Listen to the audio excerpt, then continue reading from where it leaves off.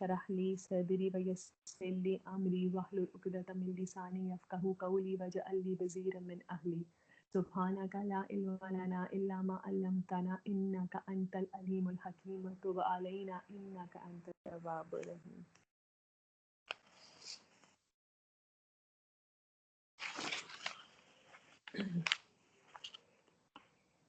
جس طرح ہم نے سورہ بقرہ جب شروع کی تھی نا تو اس کی سٹارٹ میں اللہ تعالیٰ نے بہت ہی خوبصورت سورہ فاتحہ لگا دی تھی. پھر اس کے بعد سورہ بقرہ کی پہلی آیات جو کہ ایمان کے بارے میں تھی. اسی طرح اب جب اس کا اینڈ ہو رہا ہے نا تو اس کے اینڈ میں بھی اللہ تعالیٰ نے بہت پاورفل آیات لگائی ہیں. آپ لوگوں کو میری آواز آ رہی ہے؟ اگر کہیں آواز کا مسئلہ ہوا تو پلیز بتائیے گا. جی آ رہی ہے. اچھا، اب یہ کچھ آیات ابھی جب آپ پڑھیں گے نا تو آپ کو لگے گا یہ تو آپ پہلے پڑھ چکے ہیں. تقریباً وہی آیت ہے جو اللہ تعالیٰ نے وہی بات اس آیت میں کریں جو اللہ تعالیٰ نے آیت الکرسی میں کی تھی. اب آیت الکرسی سے پہلے بھی بہت سخت قسم کے احکامات تھے اگر آپ لوگوں کو یاد ہو، اور اس سے پہلے بھی سود کے احکامات آئے ہیں، انفاق کے خرچ کرنے کے احکامات آئے ہیں. تو اب اللہ تعالیٰ کو اس نے تو چونکہ انسان کو کریٹ کیا ہے، اس کو سب سے زیادہ پتہ ہے کہ انسان کی کمی کہاں رہ جاتی ہے، اور اس کو کتنے بار بار اپنے ایمان کو تازہ کرنے کی، بار بار اپنے ایمان کو چیک کرنے کی ضرورت پڑتی ہے کہ کہاں سے کمی ہوئی. تو اسی طرح یہ جو اس کے آخری رکوع ہم آج انشاءاللہ شروع کریں گے سورہ بقرہ کا. اللہ کا لاکھ لاکھ شکر ہے کہ اس نے ہمیں توفیق دی کہ ہم یہاں تک پہنچے اور ہم نے قرآن کی سب سے بڑی سورت کو سمجھنے کی کوشش کی. اللہ تعالیٰ اس کو عمل میں لانے کی توفیق دے. تو ان آخری 2 آیتوں کے بہت بڑے بڑے فضائل بیان ہوئے احادیث میں نا. جیسے کہ میں آپ لوگوں کے سامنے پڑھ دیتی ہوں. رسول اللہ صلی اللہ علیہ وسلم نے فرمایا کہ ایک دفعہ ان کو وہ بیٹھے ہوئے تھے تو ان کو بہت زور کی ایک آواز ہے، جیسے پھاٹک کھلنے کی آواز نہیں ہوتی، گیٹ کھلنے کی آواز، اور پھر زور سے کوئی چیز گرنے کی آواز آئی. تو آپ صلی اللہ علیہ وسلم نے فرمایا ایسا تو کبھی نہیں ہوا. تو جبرائیل علیہ السلام تشریف لائے اور کہنے لگے کہ ایک فرشتہ آپ کی خدمت میں حاضر ہوا ہے اللہ تعالیٰ کی طرف سے، وہ سلام عرض کرتا ہے اور ساتھ 2 نور لے کے آیا ہے. یہ میں آپ لوگ کو ایک سیکنڈ مجھے دے دیں، اس کی 100% ٹیکسٹ پڑھ دیتی ہوں، کچھ آگے پیچھے نہ ہو جائے. میرے پاس اس کے بارے میں لکھا ہوا ہے کیونکہ حدیث کا معاملہ ہے. تو ایک سیکنڈ. اور یہ ان چند فضیلتوں میں سے، یعنی کچھ ایک ایسی جو ہماری امت کے پاس ہے ان میں سے، جو اور باقی لوگوں کے پاس، باقی امتوں کے پاس نہیں، ان میں سے یہ مبارک آیتیں بھی ہیں جو ہمیں ملی ہیں. یہ والی جو ہم آج شروع کرنے والے ہیں، اس کا آخری رکوع اور اس کے بعد والی 2 آیات. ہاں تو وہ ایسا ہوا کہ رسول اللہ صلی اللہ علیہ وآلہ وسلم کو ایک پھاٹک کھلنے کی آواز آئی اور اس کے ساتھ بہت بڑی کوئی چیز گرنے کی آواز آئی. تو اس کے ساتھ ہی آسمان کا دروازہ کھلا اور اس سے ایک فرشتہ اترا. اس نے رسول اللہ صلی اللہ علیہ وسلم سے کہا آپ کو خوشی مبارک ہو، آپ کو وہ 2 نور دیے جاتے ہیں جو آپ سے پہلے کسی نبی کو نہیں دیے گئے. سورہ فاتحہ اور سورہ بقرہ کی آخری آیتیں، ان کے ایک ایک حرف پر آپ کو نور دیا جائے گا. یہ صحیح مسلم کی حدیث ہے. یعنی یہ جو اس وقت ہم پڑھنے لگے نا، جب یہ آیت جو ہم ابھی آج پڑھے ہیں، اس میں 4 باتیں ہیں. اور آپ یہ سمجھے کہ یہ 4 باتیں جو ہیں یہ 4 بلب ہیں جو ایک ایک ایک کر کے ہم نے اپنے دل میں آن کرنے ہیں، اور یہ کیا کریں گے؟ نور دیں گے ہمیں. کیونکہ انہوں نے کہا نا کہ میں اس کے ایک ایک حرف پر آپ کو نور دیا جائے گا. تو یہ مبارک آیات کی، ان مبارک آیات کی فضیلت ہے. اچھا، اس کے علاوہ رسول اللہ صلی اللہ علیہ وآلہ وسلم نے فرمایا جس شخص نے رات کو یہ 2 آیات پڑھی اس کے لیے وہ آیات کافی ہو گئی. اب آپ نے غور دوبارہ اس حدیث کو سننا ہے. رسول اللہ صلی اللہ علیہ وسلم نے فرمایا جس شخص نے رات کو یہ آیات پڑھی، یعنی جو آیت جہاں سے ہم شروع کرنے والے ہیں تب سے لے کے سورہ بقرہ کے اینڈ تک، انشاءاللہ میں اللہ تعالیٰ سے دعا کرتی ہوں کہ آج جتنے لوگ بھی اس کلاس میں ہیں، جب وہ یہاں اپنا قرآن بند کرے تو ان کو یہ آیت یاد ہو چکی ہو. تو रसूलुल्लाह सल्लल्लाहु अलैहि वसल्लम ने फरमाया कि जिसने रात को ये आयत पढ़ी इसके लिए वो काफ़ी हो गई। अब काफ़ी होने का क्या मतलब है? काफ़ी होने का मतलब ये है कि इनको रसूलुल्लाह सल्लल्लाहु अलैहि वसल्लम ने ये हदीस पढ़ी थी सहाबा के सामने, जो और सहाबा के लिए वो काफ़ी हो गई थी। क्यों? क्योंकि वो उसको पढ़ने का मतलब जानते थे कि इसके जैसे लिल्लाहि मा फिस समावाति व मा फिल अर्द, इसका मतलब क्या है?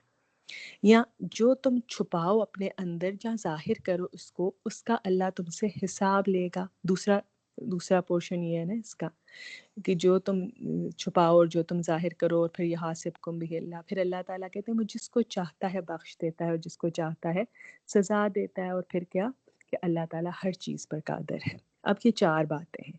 तो सहाबा ने ये 4 बातें कैसे उनके लिए काफ़ी हो गई कि उनके रगों में दौड़ती थी ये सारी बातें। लिल्लाहि मा फिस समावाति व मा फिल अर्द, और अल्लाह ताला नंबर 2 युहासिबकुम बिहिल्लाह, और फयगफिरु लिमन यशा, और आखिरी वाली वल्लाहु अला कुल्लि शैइन कदीर। जब उनके लिए काफ़ी हो गई तो उनको फ़ायदा भी हुआ। अब हमें वो फ़ायदा क्यों नहीं होता? क्योंकि हमने 1400 साल बाद रात को इसको पढ़ने का मतलब बस पढ़ना ले लिया। लेकिन सहाबा इकराम पढ़ने का मफ़हूम जानते थे। हमने ये सोचा कि बस ये पढ़ दो, इसलिए हमें वो फ़ायदा नहीं हुआ जो सहाबा को हुआ। इसलिए आज जब हम इन आयात को समझेंगे तो हम अल्लाह ताला से दुआ करते हैं कि अल्लाह ताला हमें भी ये बात समझा दे कि हमारे लिए ये आयात किस तरह से रसूलुल्लाह सल्लल्लाहु अलैहि वसल्लम ने कहा कि काफ़ी हो जाएंगी। अच्छा, फिर इसके अलावा इब्न अब्बास रज़ी अल्लाह ताला अन्हो ने फरमाया कि ये आयत अल्लाह ताला ने जन्नत के उस ख़ज़ाने से अता फ़रमाई हैं जिसको उसने इंसान की तख्लीक से 2000 साल पहले अपने हाथ से खुद लिख के दिया था। इसके अलावा इस तरह से भी ये हदीस आती है कि ये आयत अल्लाह ताला ने के अर्श के ख़ज़ानों में से इंसान के लिए कुरान करीम में भेजी गई हैं। अच्छा, अब मैं दोबारा ये रिपीट कर देती हूँ ताकि आप लोगों को अच्छी तरह। इब्न अब्बास रज़ी अल्लाह ताला अन्हो से रवायत है कि ये आयत अल्लाह ताला ने जन्नत के उस ख़ज़ाने से अता फ़रमाई हैं जिनको उसने कायनात की तख्लीक से 2000 साल पहले अपने हाथ से खुद लिख दिया था। अब होता ये है कि जब हम कभी-कभार हमारी अम्मी हमें कोई चीज़ दिखाती है ना, या अब्बू दिखाते हैं, कहते हैं कि तुम पैदा भी नहीं हुई थी तो तुम्हारी नानी ने तुम्हारे लिए रख के छोड़ा था और तुम्हारी दादी ने तुम्हारे लिए बनाया बताया था। तो बंदे को कितनी उन अटैचमेंट हो जाती है ना उनके साथ, आदमी बिल्कुल बिछ जाता है। और कितना प्यार आता है उन पे कि ये नानी ने मेरे लिए उस वक़्त छोड़ा था या दादी ने उस वक़्त बनाया था जब मैं पैदा नहीं हुई थी। तो अब फ़ील करें कि जो आयत हम अभी पढ़ने जा रहे हैं, ये इस कायनात के 2000 साल पहले हमारे लिए लिखी गई थी। रब ने लिखी थी, और हम कितने खुशकिस्मत हैं तमाम उम्मतों में कि हमारे पास ये किताब है जिसके अंदर ये आयत है। कुछ और अहादीस देख लेते हैं। रसूलुल्लाह सल्लल्लाहु अलैहि वसल्लम ने फरमाया कि जो शख्स इशा के बाद इन आयत को पढ़ेगा तो क़यामुल लैल का कायम मकाम होगा। मैं एक्सप्लेन करती हूँ। यानी कि जो शख्स इशा की नमाज के बाद इन 2 आयत को पढ़ेगा उसके लिए बराबर है कि उसने रात की तहज्जुद पढ़ ली। रात की तहज्जुद यानी ये आयत पढ़ना रात की तहज्जुद को अदा करने के बराबर है। तो सबसे पहले तो इनको हमने अपनी जो रोज़मर्रा हमारे मामूलात हैं उनमें शामिल करना है। असल में होता ये है कि इस तरह जो आयत होती है ना, कुरान या अहादीस में जिनकी फ़ज़ीलत आई होती है, ये टॉनिक्स होते हैं। ईमान बढ़ता घटता रहता है। हम हमेशा इसके बारे में बात करते हैं कि ईमान का लेवल एक तरह से नहीं रहता। रमज़ान में वो पीक पे चला जाता है, फिर उसके अलावा जब अल्लाह ताला किसी आजमाइश में डालते हैं तो पीक पे चला जाता है, और कभी कभार दुनिया की टेम्पटेशंस में वो बहुत कमज़ोर हो जाता है। तो जिस तरह जब जिस्म कमज़ोर हो जाता है ना, तो उसको टॉनिक्स की ज़रूरत पड़ती है, दवाइयों की ज़रूरत पड़ती है, इज़ाफ़ी हम विटामिन्स लेते हैं। इसी तरह ये جو اس آیات ہوتی ہیں، جو اس طرح کی آیات جن کی اتنی فضیلت آتی ہے اور جن میں اللہ تعالیٰ کا تعارف ہوتا ہے، جیسے جو آیت ہم آج پڑھنے لگے ہیں، اس سے کیا ہوتا ہے، آپ کو آپ کی ایمان کو اضافی طاقت ملتی ہے، ایکسٹرا پاور مل جاتی ہے آپ کی آیات، آپ کی اس کو ایمان کو۔ اچھا، پھر ایک اور حدیث دیکھ لیجیے۔ اللہ تعالیٰ نے ان 2 آیات پر سورہ بقرہ کو ختم کیا گیا جو مجھے اس خزانے میں سے عطا ہوئیں جو عرش کے نیچے ہے، اس لیے تم خاص طور سے ان آیات کو سیکھو، اپنی عورتوں کو سکھاؤ اور اپنے بچوں کو سکھاؤ۔ میں ریپیٹ کرتی ہوں، رسول اللہ صلی اللہ علیہ وسلم نے فرمایا، اللہ تعالیٰ نے ان 2 آیات پر سورہ بقرہ کو ختم کیا ہے جو مجھے اس خزانہ خاص میں سے عطا ہوئی جو عرش کے نیچے ہے، اس لیے تم خاص طور پر ان آیات کو سیکھو، اپنی عورتوں کو سکھاؤ اور اپنے بچوں کو سکھاؤ۔ اب فیل کریں ان آیات کو کہ یہ اللہ تعالیٰ کے عرش کے نیچے کوئی خزانہ ہے جس سے ہمارے لیے آئی ہے۔ اور یہی وجہ تھی کہ سیدنا علی رضی اللہ تعالیٰ عنہ اور حضرت عمر رضی اللہ تعالیٰ عنہ نے فرمایا، وہ آدمی جس میں ذرا بھی کچھ عقل ہو وہ ان 2 آیات کو پڑھے بغیر نہیں سوئے گا، اور ان آیات کے اینڈ پر آمین کہنا بھی حدیث سے ثابت ہے کہ ان کے اینڈ میں آمین کہا جائے۔ اب ہم شروع کرتے ہیں ان آیات کو۔ پہلا اس کا حصہ ہے، پہلا بلب آن کرتے ہیں۔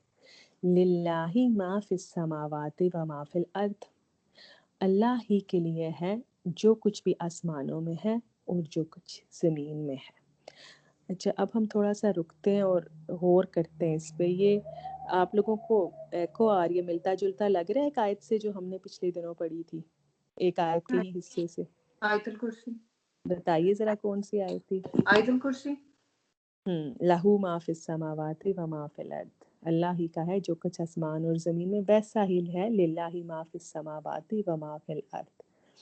اچھا، اب یہ کہ بات یہ ہے کہ یہ صرف یہیں پہ نہیں، آپ کو قرآن کے ہر دوسرے تیسرے صفحے میں یہ ملے گا، لہو ما فی السماوات و ما فی الارض، اللہ ہی کے لیے ہے جو کچھ بھی آسمان اور زمین میں، یا لہو ما فی السماوات و ما فی الارض، اللہ کے لیے ہے جو کچھ آسمان اور زمین میں۔ کیوں؟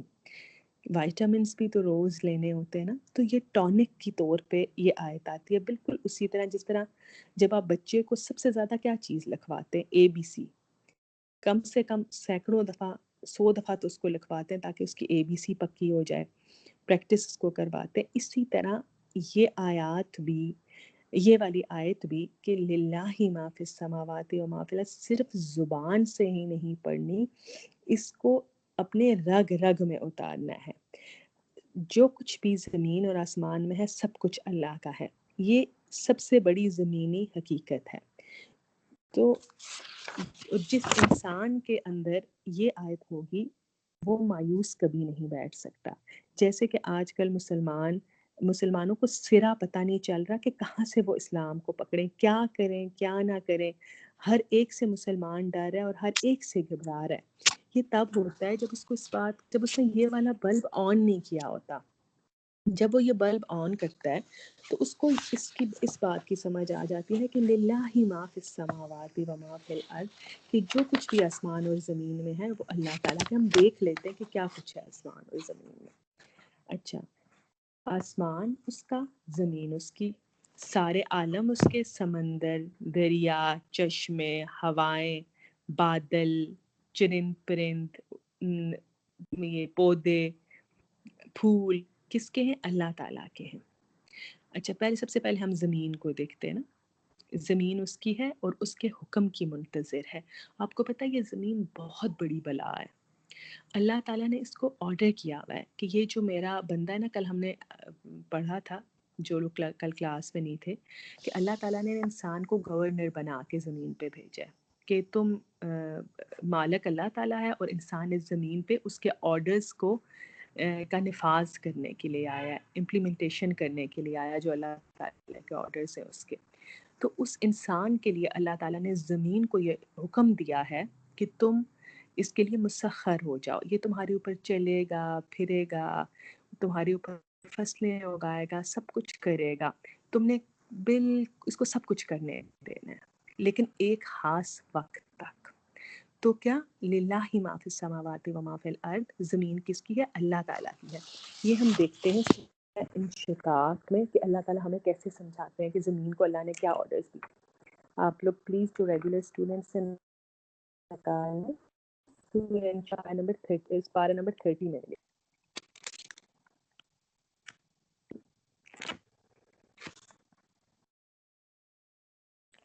نکال دی. چلیں اب ہم یہاں پہ آسمان اور زمین دونوں کے بارے میں اللہ کے آرڈر دیکھتے ہیں. اللہ کہتے ہیں پہلی آیا دیکھ لیتے ہیں سماء شقت. اب ہم آسمان اللہ تعالیٰ کہتے ہیں جب آسمان وَأَذِنَتْ لِرَبِّهَا وَحُقَّتْ، اور وہ اپنے رب کے آرڈر کو مانے گا، اور اس کے لیے یہی حق ہے کہ اللہ کے آرڈر کو مانے. وَإِذَا الْأَرْضُ مُدَّتْ، اور جب زمین پھیلا دی جائے گی. وَأَلْقَتْ مَا فِيهَا وَتَخَلَّتْ، سورہ انشقاق پارہ نمبر 30. کیا سب لوگوں نے نہیں نکالی تھی ابھی تک؟ ریگولر اسٹوڈنٹ سے پوچھ رہی ہوں میں. نکال دیے سنا. جواب نہیں آ رہا. نکال دیے. نکال دی. ہاں جزاک اللہ خیر سارا جی. آیا نمبر سورہ نمبر 84 ہے، میں دوبارہ پڑھ دیتی ہوں. اچھا اب اس میں آسمان اور زمین کے بارے میں ہم دیکھ رہے تھے کہ اللہ کہتے ہیں نا کہ جو کچھ بھی آسمان اور زمین میں اللہ تعالیٰ کا ہے، تو اللہ تعالیٰ کہتے ہیں اذا السماء انشقت، جب آسمان شق ہو جائے گا یعنی پھٹ جائے گا. یہ قیامت کے بارے میں بتا رہے. اور وہ کیوں ایسا کیوں؟ کیونکہ اللہ تعالیٰ نے اس کو آرڈر کیا ہے. دوسری آیت یہ وَأَذِنَتْ لِرَبِّهَا وَحُقَّتْ، اور اس نے کرنا ہی ہے جو اس کو رب نے آرڈر کیا. وَإِذَا الْأَرْضُ مُدَّتْ، اور زمین پھیلا دی جائے گی. پھیلانے سے مراد ہے کہ ماؤنٹینز وغیرہ ختم ہو جائیں گے، سمندر وغیرہ. وَأَلْقَتْ مَا فِيهَا وَتَخَلَّتْ، اور جو اس کے اندر ہے اسے باہر خالی ہو جائے گی. اور پھر وہی بات آتی ہے وَأَذِنَتْ لِرَبِّهَا وَحُقَّتْ، اور اس کو اس کے رب نے یہ حکم دیا ہے اور اس نے اس حکم کو پورا کرنا ہے. اب جو زمین خاموش بیٹھی ہوئی ہے نا، یہ اللہ تعالیٰ کے حکم سے بیٹھی ہوئی ہے. ایک وقت ایسا آئے گا جب یہ اپنے اندر، میں شاید اس وقت زمین کے اندر ہوں، ہو سکتا ہے آپ بھی زمین کے اندر ہوں، جو کچھ بھی اس کے اندر ہوگا اس کو نکال کے وہ باہر پھینک دے گی. تو اس کے حکم کی منتظر ہے کہ کب اللہ اس کو حکم دیتا ہے. ذرا سی اپنی پلیٹس ہلاتی ہے نا جب زمین، تو پوری دنیا لرز جاتی ہے. اب یہ اعتبار ہر انسان کو ہونا چاہیے کہ جو زمین جس پہ میں چلتی ہوں پھرتی ہوں، یہ اللہ تعالیٰ کے حکم کی منتظر ہے، اور قیامت والے روز یہ گواہی دے گی جو بھی میں اس کے اوپر کرتی رہی ہوں. وَأَذِنَتْ لِرَبِّهَا وَحُقَّتْ. اچھا آسمان کو ہم دیکھیں کہ اللہ تعالیٰ کہتے ہیں کہ روز سورج اللہ طلوع ہونے سے پہلے اللہ تعالیٰ کے پاس حاضر ہوتا ہے اور اللہ تعالیٰ سے اجازت مانگتا ہے کہ اللہ تعالیٰ کہ کیا میں زمین کے اس حصے پہ روشنی بکھرا دوں، اور اللہ تعالیٰ اجازت دیتے اور پھر وہ بکھراتا ہے. اچھا اور کیا کیا ہے؟ للہ ما فی السماوات و ما فی الارض. دیکھیں پانی ہے، پانی کی موجیں ہیں، لہریں ہیں. کوئی پانی کا کام کیا ہے؟ ڈبونا اس کا کام ہے. لیکن آپ کو پتہ ہے ہر لہر کسی کو بھی ڈبونے سے پہلے اللہ تعالیٰ کی طرف دیکھتی ہے. اللہ اگر اس کو اجازت دیتا ہے نا تو وہ ڈبوتی ہے. موسیٰ علیہ السلام کی ماں نے لہروں کے حوالے کیا تھا، ان کو سمندر میں ڈال دیا تھا. کیا حکم ہوا؟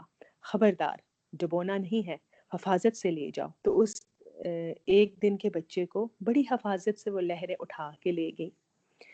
کس کی ہوا پانی؟ للہ، اللہ تعالیٰ کا ہے. پھر آگ کیا کرتی ہے؟ جلاتی ہے نا. جو بھی اس پہ جو چیز گرے گی جل جائے گی، جہاں جس جگہ لگتی ہے تباہی پھیر دیتی ہے. لیکن جلانے سے پہلے وہ اللہ تعالیٰ سے اجازت لیتی ہے کہ اے اللہ کس کو جلانا ہے اور کس کو نہیں جلانا. جب اللہ نے کہا یا نار کونی بردا و سلاما علی ابراہیم، اے آگ ٹھنڈی ہو جا، سلام ہو ابراہیم پر. اب جلانا اس کی خاصیت تھی، اللہ نے اس کو تخلیق ہی ایسے کیا، لیکن وہ رک گئی اور اس نے حضرت ابراہیم علیہ السلام کو نہیں جلایا. اسی طرح آسمان ہے، جہاں اللہ حکم دیتے ہیں وہاں وہ پانی برساتا ہے. جب اللہ تعالیٰ حکم دیں گے وہ پانی برسانا بند کر دے گا. قحط آ جائے گا، جہاں وہ حکم دیتا ہے وہاں پہ برس اس کے بادل برف برساتے ہیں، تو کس کا ہوا؟ آسمان، زمین، عالم، سمندر، دریا، للہ ما فی السماوات و ما فی الارض، سب کچھ کس کا ہے؟ اللہ تعالیٰ کا ہے۔ اور ہر چیز پر قادر کون ہے؟ اللہ تعالیٰ کی ذات۔ اب آپ لوگ کہہ رہے ہیں ہمیں پتہ ہے یہ سب اللہ تعالیٰ کا ہے، پتہ ہے، بچپن سے پڑھتے آئے ہیں کہ ہر چیز اللہ تعالیٰ کی ہے، لیکن نہیں پتہ۔ میں آپ کو سچی بات بتاؤں کہ نہیں پتہ۔ اب اس آسمان اور زمین کے اندر میں بھی ہوں، ٹھیک ہے، میرے بچے بھی ہیں، دیکھنا شروع کریں اپنے دائیں بائیں، میرا شوہر بھی ہے، میرے والدین بھی ہیں، یہ گھر جس میں میں بیٹھی ہوں یہ بھی ہے، بزنس بھی ہے، جاب بھی ہے، سب کچھ ہے، تنخواہ بھی ہے، صحیح۔ اللہ تعالیٰ کہتے ہیں للہ ما فی السماوات و ما فی الارض، نہیں، یہ تمہارا نہیں ہے، یہ کس کا ہے؟ اللہ تعالیٰ کا ہے۔ اگر میں نے یہ بات مانی ہوتی نا تو میرے تیرے کے جھگڑے ختم ہو جاتے، سارا جھگڑا ہی سی بات کا ہے۔ کل پرسوں میرے بچے لاڑے تھے، یہ دیکھیں نا ماما میری چیز کا اس نے کیا کر دیا۔ یہی حال ہمارا ہے، جس دن ہم نے یہ مان لیا کہ ہر چیز اللہ تعالیٰ کی ہے، للہ ما فی السماوات والارض، مجھے تو پتہ ہے اس بات کا، پھر میں کیوں اس بات پہ جھگڑتی ہوں کہ نہیں یہ میری تھی، یہ چیز تو میری تھی، یہ اس نے اٹھا لی، یہ میرے اس کے پیچھے پڑا، یہ میرے بیٹے، یہ میری بیٹی، یہ میرا گھر، یہ میری دولت۔ اگر اللہ تعالیٰ کہنے للہ ما فی السماوات و ما فی الارض، تو یہ جو میرے بیٹے ہیں یہ میرے کب ہیں؟ للہ، یہ اللہ تعالیٰ کے ہیں، میری کیا مجال کہ میں ان پہ اپنی مرضیاں چلاؤں؟ میں تو قرآن کھولوں گی اور ان کو بتاؤں گی کہ تمہارے رب نے تمہیں اس لیے پیدا کیا تھا اور تمہیں یہ حکم دیے تھے، تم نے اللہ تعالیٰ کے ان احکامات پر عمل کرنا ہے، تم پہ سود حرام ہے، تم نے اپنی بیوی کے ساتھ ایسا سلوک کرنا ہے، اپنے بچوں کے ساتھ ایسے رہنا ہے، تم نے حلال کمانا ہے، تم نے حرام، تم میرے نہیں ہو، تم للہ ما فی السماوات و ما فی الارض، تم تو اللہ تعالیٰ کے ہو، میں اسے تو تمہیں امانت دیا ہے مجھے، اور میرے سے تمہارے بارے میں سوال ہوگا، میں کبھی اپنی مرضی چلا سکوں گی اس پہ؟ اگر مجھے اس بات کا پتہ ہے جو میں کہہ رہی ہوں کہ للہ ما فی السماوات و ما فی الارض، اب میرا گھر ہے، آپ میں سے کوئی میرے گھر آئے، میں گھر سے باہر ہوں، آپ ساری سیٹنگ چینج کر دیں، صوفے ادھر کر دیں، پردے ہٹا دیں، میں واپس آ کے کتنا شور کروں گی کہ کس کی ہمت ہوئی جس نے میرے گھر کی چیز ادھر ادھر کی؟ میرا گھر تو ہے ہی نہیں۔ للہ ما فی السماوات و ما فی الارض، کتنے جھگڑے رہتے نا ساری عمر، کرائے کا گھر، اپنا گھر بنا لوں بس سکون آ جائے گا، کرائے کے گھر سے جان چھوٹ لے، کس کا گھر؟ کتنے لوگ ایسے تھے جو گھر بنائے، سب کچھ کیا، ابھی دیکھ لیں لاکھوں کے حساب سے چلے گئے اس دنیا سے، کچھ بھی کسی کا نہیں ہے۔ للہ ما فی السماوات و ما فی الارض، اس گھر کو اس طرح رکھنا ہے، اس طرح چلانا ہے جیسا کہ رب نے حکم دیا ہے۔ پھر میرا شوہر یا میری مرضی کا پابند ہوگا، میرے موڈ کا پابند ہوگا؟ نہیں، وہ اللہ تعالیٰ کا ہے، اللہ تعالیٰ اس کو میری زندگی میں لے کے آئے ہیں۔ میری ساس، میری بہنیں، میرے بھائی، یہ سب کیا ہے؟ للہ ما فی السماوات و ما فی الارض۔ اگر کوئی انسان میرے خاندان میں میرے ساتھ اچھا سلوک نہیں کرتا، میری برداشت سے باہر ہے، اللہ تعالیٰ اس کو لے کے آئے ہیں میری زندگی میں، اللہ تعالیٰ چاہتے ہیں کہ میں اس کے ساتھ زندگی گزاروں، اللہ تعالیٰ نے اس کو سلیکٹ کیا ہے، مجھے اس کے ساتھ ویسے ہی چلنا ہے جیسے اللہ نے حکم دیا ہے۔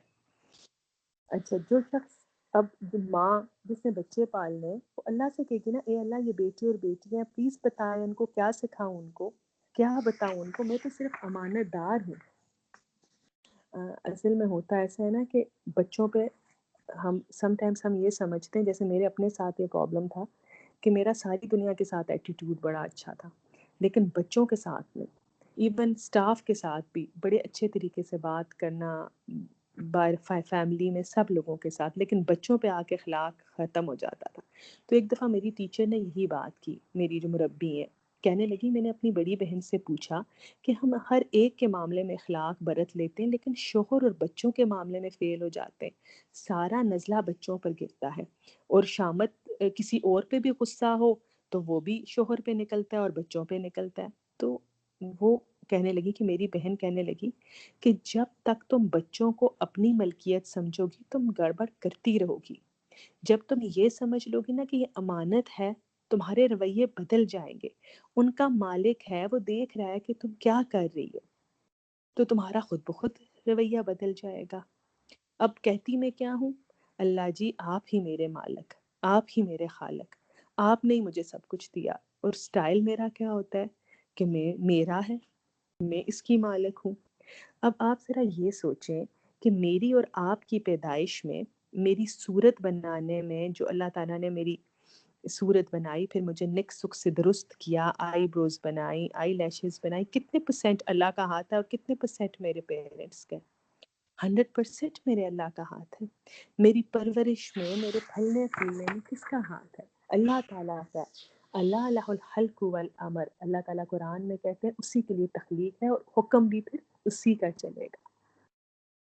میں بھی اللہ تعالیٰ کی امانت ہوں، انا للہ و انا الیہ راجعون، اور میں بھی اس کی طرف لوٹ جاؤں گی. اور میرے دائیں بائیں جتنی چیزیں، جتنے لوگ ہیں، سب اللہ تعالیٰ کی امانت ہے. اور سب اس کا کیا مطلب ہے انا للہ و انا الیہ راجعون؟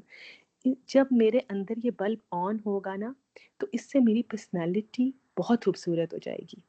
اس کے اندر سے ہر قسم کی لالچ ختم ہو جائے گی. آپ مجھے یہ سمجھائیں کہ کوئی بندہ آپ کے پاس آئے اور آپ کو 1 کروڑ دے، اور 1 کروڑ دے کر کہے کہ اس کو پلیز امانت رکھ لو، میں تمہارے 1 مہینے بعد آ کے تم سے لے لوں گا، کیسا لگے گا آپ کو؟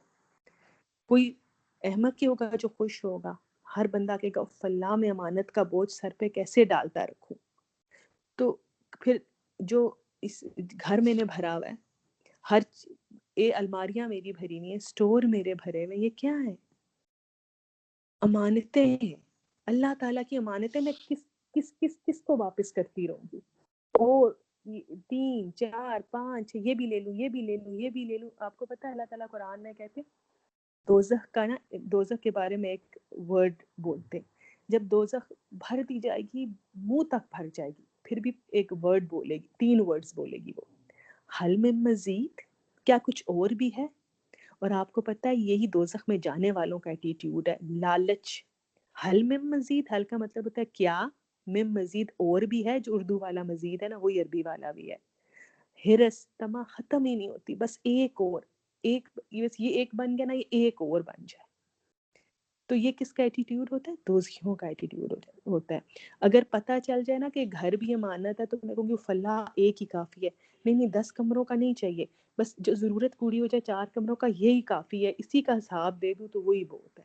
بس ٹھیک ہے، یہ 3 4 جوڑوں میں گزارا ہو جائے گا، کدھر میں اللہ تعالیٰ کی امانتیں سنبھالتی رہوں گی. پھر ہم صحابہ جیسے ہو سکیں گے. اب آپ کو سمجھ آئی کہ یہ آیات ان کے لیے کافی کیوں ہوئی تھی.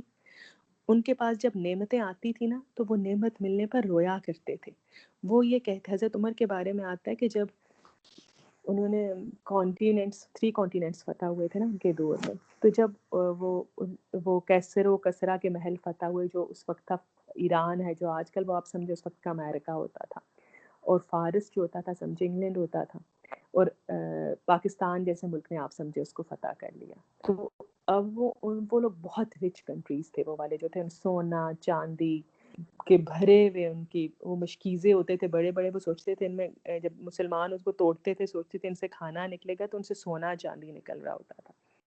تو جب وہ ان کے سامنے لاتے تھے نا، تو حضرت عمر رویا کرتے تھے مسلسل کہ اللہ تعالیٰ تو نے حضرت محمد صلی اللہ علیہ وسلم کے دور میں یہ سب نہیں دیا، حضرت ابو بکر کے دور میں یہ سب نہیں دیا، تو نے میرے ہی دور میں یہ سب کیوں دیا؟ کیا میں اس قابل نہیں تھا کہ تو مجھے ان کی طرح رکھتا؟ تو ان کے پاس جب یہ آیا کرتی تھی، یہ چیزیں آیا کرتی تھی، تو پھر وہ رویا کرتے تھے. جب اس بات کو سمجھا تھا نا، تو پہلے فینٹیسائز کرتی تھی بہت چیزیں، کسی کا خوبصورت گھر، بڑا گھر، بھرا ہوا گھر، وہ جو ہوتا ہے نا بہت کونا کونا جس کا سجا ہوا ہوتا ہے. لیکن جب اس بات کو سمجھایا میری مربی نے، انہوں نے کہا دیکھو جتنا چھوٹا کمرہ امتحان ہے نا، یعنی ایگزامینیشن ہال جتنا چھوٹا ہونا، اور جتنا پیپر جو تمہارے سامنے کوسچن پیپر آیا اس کو حل کرنا وہ چھوٹا ہو، اس میں تھوڑے سوال ہوں، تو اتنی آسانی ہوتی ہے. اس کے بعد سے بالکل ایک دیکھنے کا طریقہ ہی بدل گیا. اور میں جا کے دل میں اچھا اس کا کمرہ امتحان میرے کمرہ امتحان سے بڑا ہے یعنی اس کا ایگزامینیشن ہال میرے ایگزامینیشن ہال سے بڑا ہے. شکر ہے اللہ کا کہ میرا چھوٹا ہے. آپ کا بدل جاتا ہے، دیکھنے کا رخ ہی بدل جاتا ہے. اور پھر مسلمان کیا دیکھتا ہے کہ جو کچھ اللہ تعالیٰ نے مجھے دیا ہے تو یہ تو اللہ کا ہے، تو کیا میں اس سے آخرت کما سکتی ہوں، اس گھر سے، اس صحت سے، یہ جو فون میرے پاس ہے اس سے، اس اولاد سے، کیا میں اس کو اس طرح سے اگر استعمال کروں کہ میری آخرت آسان ہو جائے، تو ٹوٹل مینٹیلٹی آپ کی چینج ہو جاتی ہے. کیونکہ میں تو امین ہوں، میں تو مالک سے پوچھوں گی کہ فلاں نے یہ امانت رکھوائی تھی، اس کے ساتھ کیا کرنا ہے، یا فلاں کو کیا دینا ہے، کب کرنا ہے. تو یہ بات اگر دل میں اتر جائے تو مال اور اسباب ملیں یا نہ ملیں تو ختم ہو جاتا ہے، بالکل لالچ ختم ہو جاتی ہے اور دکھ بھی ختم ہو جاتے ہیں، ساری زندگی کے دکھ ختم ہو جاتے ہیں. اور جب بندہ ہر انسان کو للہ ما فی السماوات و ما فی الارض سے ریلیٹ کرتے اللہ تعالیٰ کا ہے، تو کوئی یہ جو سانس ہے نا میری، یہ بھی اللہ تعالیٰ کی، جو میری بہو ہے نا گھر میں، یہ بھی اللہ تعالیٰ کی ہے. یہ تو اس کے ساتھ میں کیسے ڈنڈی مار سکتی ہوں؟ بچہ میرے پاس مجھے تنگ کرے، مجھے اس کو غصہ بھی آ رہا ہے. اگر آپ کا بچہ میرے پاس آئے اور مجھے تنگ کرے، آپ میرے سامنے بیٹھی ہوں، مجھے کبھی ہمت نہیں ہوگی کہ میں اس کو تھپڑ مار سکوں. میں کہوں گی آپ ادھر ادھر ہوں تو میں تھپڑ ماروں. تو اللہ تعالیٰ کی دی ہوئی اولاد پہ میں کبھی ظلم کر سکوں گی پھر، کہ مجھے پتا اس کا مالک میرے سامنے بیٹھا ہے. حضرت عبداللہ بن مسعود کہتے ہیں کہ سورج جن چیزوں پر پڑتا ہے کائنات میں ان سب چیزوں سے قیمتی یہ آیت ہے جو ہم ابھی پڑھ رہے ہیں. اس آیت کا ایک ٹکڑا، ایک بلب ہے جو انسان کے اندر روشنی کرتا ہے. اچھا مجھے بتائیے، ہم اگلی آیت اب دوسرا بلب آن کر لیں، اس کی آپ کو سمجھ آ گئی نا؟ للہ ما فی السماوات و ما فی الارض. پرانے اسٹوڈنٹس کو